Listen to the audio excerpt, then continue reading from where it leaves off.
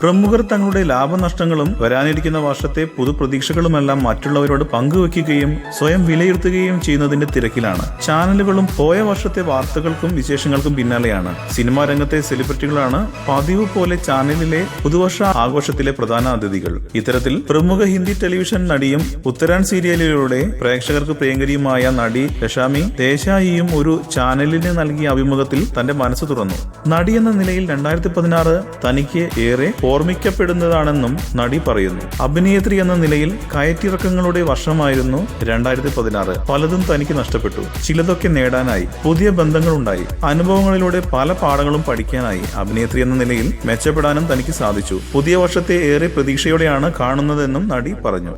കൂടുതൽ സിനിമാ വാർത്തകൾക്കും വിശേഷങ്ങൾക്കും ഇപ്പോൾ തന്നെ സബ്സ്ക്രൈബ് ചെയ്യൂ മലയാളം ക്രിയേഷൻസ്.